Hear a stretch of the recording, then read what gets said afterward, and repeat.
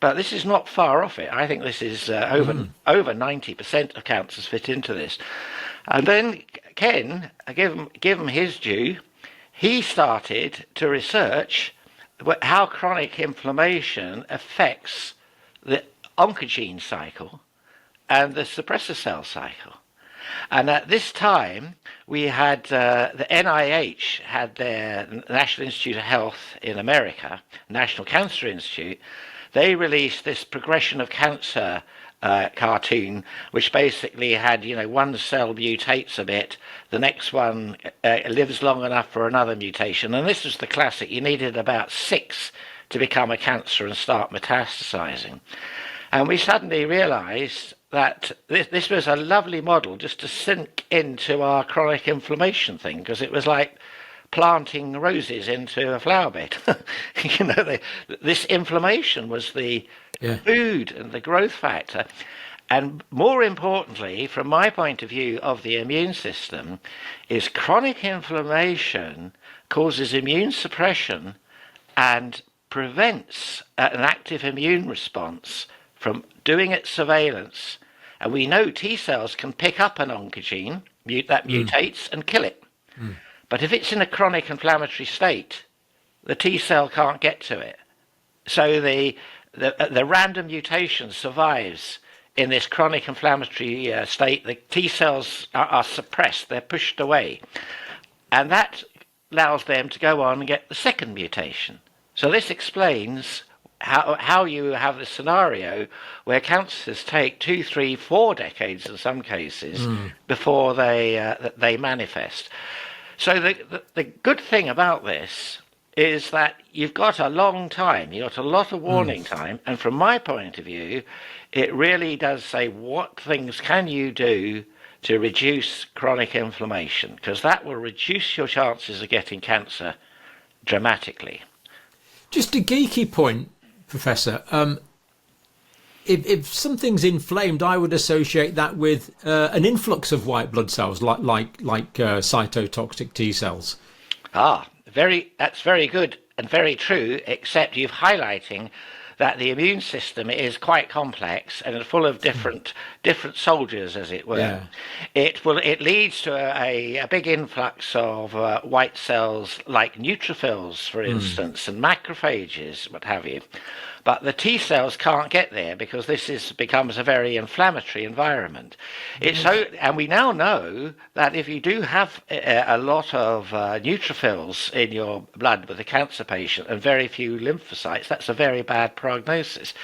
If you can convert that so you have a healthy T cell and you reduce the number of white cells, then you have a much better prognosis. There's several papers have been reported over the last 2-3 years, just pointing out this fact and saying, I wonder why that is. How does that occur? Because, like you were implying that lots of white cells means a good immune system means it will control it. No, this is a very good thing. It highlights that the immune system is a delicate balance between T cells, the front line warriors, your front line of the army, as it were. And when they encounter a foreign invader, like COVID, for instance, they charge up and they beat it up and they send signals to the B cells, which take a while to kick in, especially for a new one, and then they make antibodies. And then your program memory cells, so when you meet it next time, you should make the antibodies very quickly. They program that.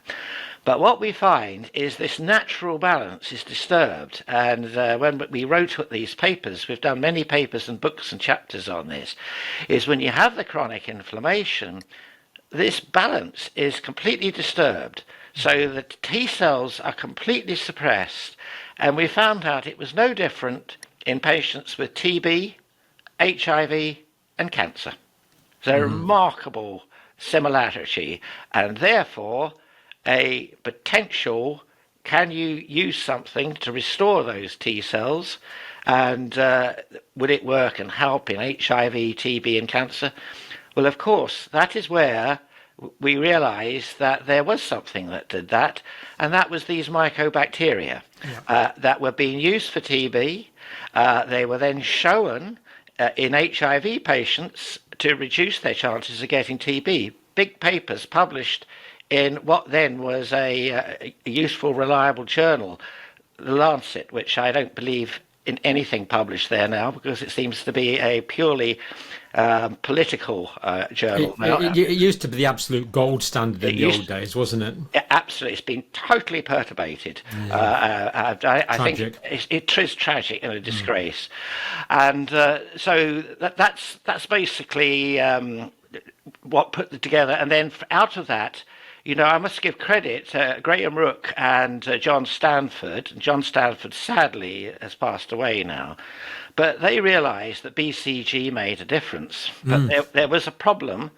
There was a problem with it, and they wanted to make it better. And it's a story in its own right, but they discovered Mycobacterium vaccae was the core to getting a good, reliable immune response in TB, patients exposed to TB, and patients with HIV to stop them getting TB. And when I looked at this, what they were doing, I took a great interest in this concept. I realised this funny heat-killed organism was able to reverse the seesaw. It was able to boost the T cells and, more importantly, suppress the over-enthusiastic and actually dangerous chronic inflammatory responses of neutrophils and macrophages. And that's exactly what it does. And then I said, well, this is exactly what's going on in cancer, courtesy of my big interaction with Ken O'Byrne. Anything that boosts the T cell response and dampens down the inflammation can only be a good thing. So that's how